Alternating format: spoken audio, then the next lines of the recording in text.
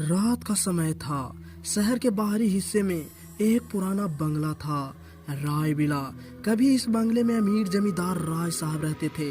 कहते हैं उसके पूरे परिवार की रहस्यमयी मौत इसी बंगले में हुई थी। उसके बाद से ये जगह वीरान पड़ी रहती है।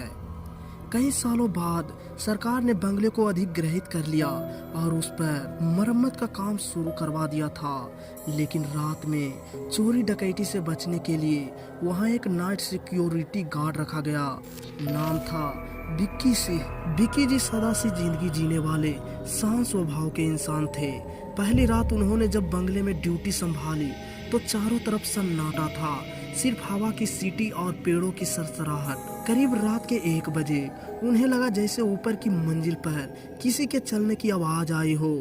उन्होंने सोचा शायद कोई जानवर होगा, पर जब लालटेन लेकर ऊपर गए तो कुछ नहीं मिला।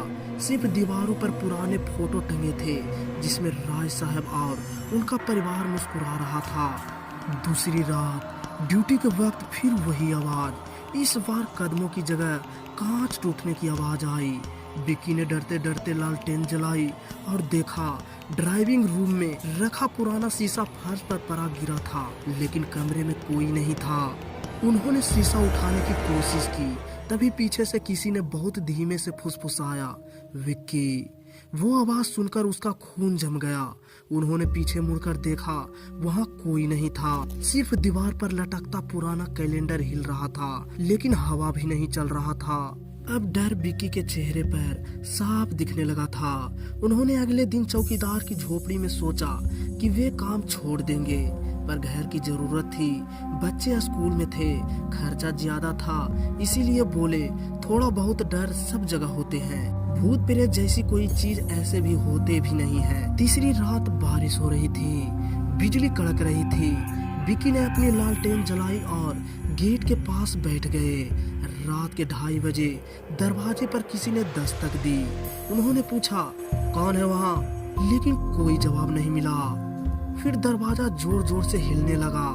विक्की ने दरवाजा खोला, बाहर कोई नहीं था, सिर्फ गेट पर गीले पैरों के निशान जो धीरे धीरे अंदर की तरह जा रहे थे। उन्होंने उन निशानों का पीछा किया और वे निशान बंगले के अंदर वाली सीढ़ियों पर खत्म हो गए।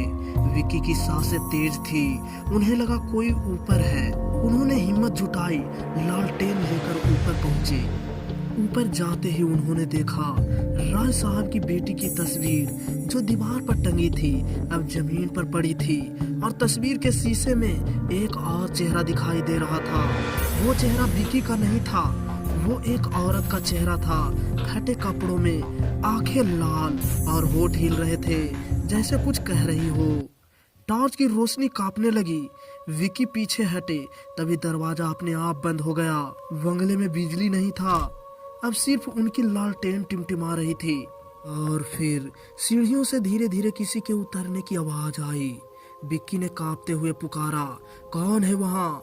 कोई जवाब नहीं, लेकिन नीचे आते आते वह आवाज उनके ठीक पीछे रुक गई। उन्होंने पलटकर देखा, वही औरत, चेहरा आधा जला हुआ, वाल गीले और हाथ में पुराना लालटेन।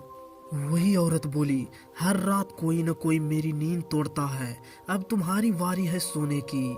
बिक्की ने चीख मारकर भागने की कोशिश की, पर दरवाजा बंद था। लालटेन बुझ गई, बंगले में सन्नाटा छा गया। अगली सुबह काम पर आए ठेकेदार ने देखा गेट खुला है, मगर बिक्की कहीं नहीं। बस गेट के पास उनकी टोपी पड़ी थी और गीले पैरों के निशान फिर से अंदर जा रहे थे। कहते हैं आज भी राय विला के बंगले में अगर कोई रात में ड्यूटी करे तो हर रात लालटेन की हल्की लौ और कदमों की आहट सुनाई देती है। विक्की की रहस्यमयी मौत के कुछ ही हफ्ते बाद जब वहां दिन में काम करने वाले मजदूर लौटे तो उन्होंने भी अजीब घटनाएं महसूस करने लगे। किसी का नाम पुकारने की आवाज, कभी किसी की परछाई दीवार पर झलक जाती थी। धीरे धीरे वहाँ दिन में भी मौतें होने लगी। एक के बाद एक मजदूर बिना कारण गिरकर मरने लगा।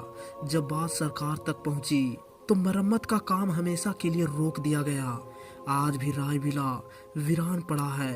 सरकारी नोटिस बोर्ड पर लिखा है यह इलाका सुरक्षित है, प्रवेश वर्जित। और गांव वाले कहते हैं कि रात के सन्नाटे में कभी कभी अभी गेट के पास किसी लालटेन की हल्की लौ टिमटिमाती दिखाई देता है। शायद वो बिक्की ही होगा, अपनी ड्यूटी अब भी निभा रहा है।